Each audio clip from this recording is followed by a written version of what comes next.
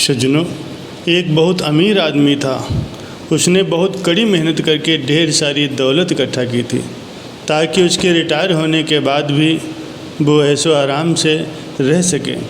लेकिन इसी बीच यमदूत आ गए और बोले, सेठ जी, आपका समय अब समाप्त हो गया है, आपको मेरे साथ चलना होगा।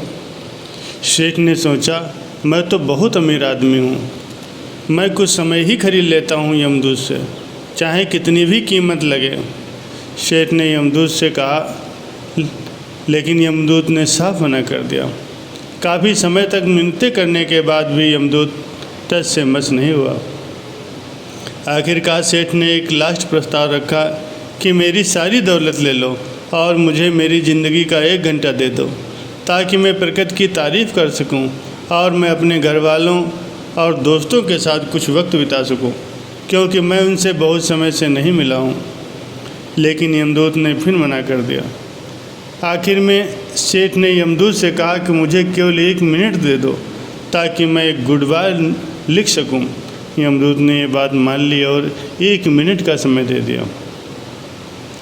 उसने अपने नोट में लिखा कि सदैव अच्छा समय बिताओ, जो तुम्हें मिला है अपनी सारी दौलत से अपनी ज़िंदगी का 1 घंटा भी मैं नहीं खरीद सका, तो तुम कमाने के साथ साथ अपनी ज़िंदगी पूरी तरह से जियो, अपने दिल की सुनो, अपने चारों ओर एक बेहतर वातावरण का निर्माण करो, अपनी ज़िंदगी के हर मिनट को जिंदा दिली से जियो और ईश्वर पर पूर्ण विश्वास रखो, क्योंकि जहाँ कोई सहायता नहीं कर सकता वहाँ ईश्वर आकर के हमारी सहायता करता है।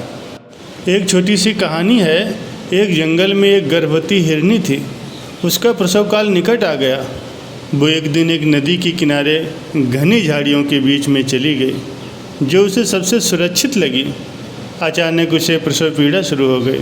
उसी समय आसमान में काले बादल आ गए और बिजली कड़कने लगी, जिससे जंगल में आग भड़क उठी। उसने अपने बाईं ओर देखा तो वहाँ एक शिकारी तीर का निशाना उसकी ओर लगाए हुए खड़ा था। उसने दाईं ओर देखा तो एक भूखा शेर उस पर घात लगाए हुए उसी की ओर बढ़ रहा था। हिरनी सोचने लगी कि अब क्या करें। वो तो प्रसव पीड़ा से गुजर रही है, एक तरफ आग है, एक तरफ शिकारी है और शेर भी उसी की तरफ आ रहा है, दूसरी तरफ नदी भी बह रही है। क्या मैं और मेरा बच्चा इस सबसे सुरक्षित रह पाएंगे?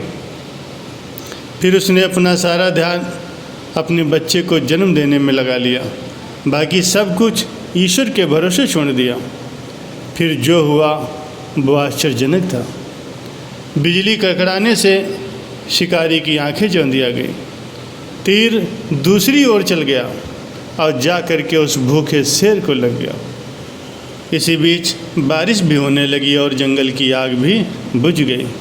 इधर हिरनी ने एक स्वस्थ बच्चे को जन्म दिया। सज्जनों, ऐसी बहुत सी समस्याएं हमारे सामने कभी कभार आ जाती हैं जब हमें कोई रास्ता नहीं सूझता। इन विपरीत परिस्थितियों में नकारात्मक होने के बजाय हमें अपने काम पर ध्यान देना चाहिए और सकारात्मकता के साथ लगे रहना चाहिए। जब अपने हाथ में कुछ भी न हो तो सब कुछ ईश्वर और सद्गुरु के हाथ में सौंप देना चाहिए, क्योंकि वो जो करेगा वो आपके लिए सबसे बढ़िया ही करेगा।